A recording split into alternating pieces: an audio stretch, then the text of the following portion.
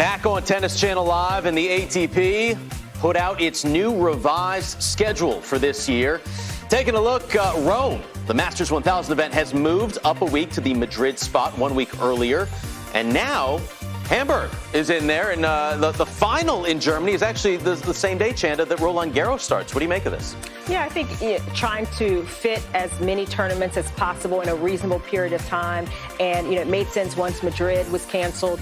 Rome moved up a week, so that gives more players a chance to play that and Roland Garros, and just to make for a more normal schedule before a major. Now, how well all of this happens remains to be seen, but it's looking good. We're about a week away from the New York bubble. This is ambitious, Paul, huh? Yeah, this is where it gets a little bit ambitious. And look, everyone's trying to figure out what we can and can't do.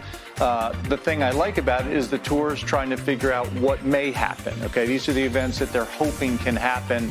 But look, we've all lived through some crazy times in the last 5-6 months. I hope that can stand. I can't imagine that all that's going to be able to come into play based on all the stuff that we're reading and hearing and the complexities of running events and going from country to country. But I like that both tours are trying to figure out and put stuff in place in case things go well, because at the end of the day, they can say, look, we can't do it. And that's what we're finding out. Madrid did that kind of at the last minute. So it's nice that we have an idea, fingers crossed, and let's see what happens. Making a plan, Chanda, in advance is a positive thing, because a lot of decisions that we've seen all over the sports world has been kind of last minute. We didn't have a plan, so we're not going to do it. Well, now it's kind of laid out. This is what we would like to do.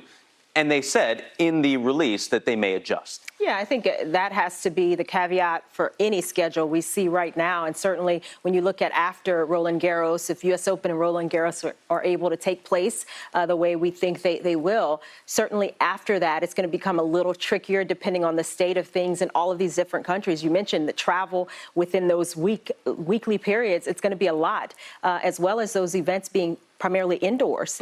After Roland Garros, at least all indoors. I think it's going to make it a bit tricky, but it's a good effort trying to put together that schedule, trying to put it out for after Roland Garros. We haven't seen a schedule for post-Roland Garros from the WTA yet, if there's going to be one. But yeah, you have to start from somewhere. You try to make a plan, go from there. And good news for Rafa Nadal, who can now play Rome, have a week off before looking to defend his 1,000th title at Roland Garros. As we enter the social net, take a look at this.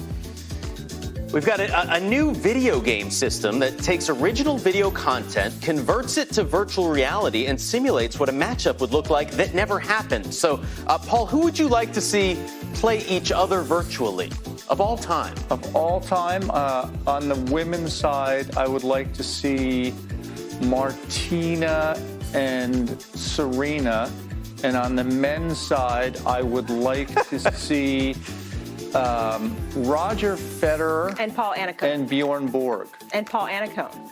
So I'd like to see, can they put me in the stands behind the court? Look, virtual Paul. Steve, you and I were looking at this before the show. It's incredible what they can do. I still don't know what a Sprite is that they mentioned. I thought it was a soda, but carbonated beverage. Yeah, but they can make the players play each other. And right here, you have Serena and Roger playing. Here's Novak and Roger. We saw one of Roger and Roger, and it's amazing to watch all the different things that they can do. I'll tell you what, the technology is incredible these days. Look at the shot placement arrows. They talk about the movement before and after the hitting. Pretty impressive stuff. I kind of know who I'd like to see. I'd like to see Serena and Billie Jean. Ooh, there you go. Okay. Players. Yeah. Like, how would that go?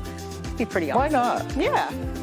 Like I said, Chanda against Paul. That's what, first time. That's what we're putting up there. Remember, you can get in on the conversation this coming Monday. Jim Courier, Chris Mad Dog Russo going live on Zoom to discuss the state of tennis. To register, go to SiriusXM.com/Tennis Channel Town Hall. We'll be right back. You're watching TC Live.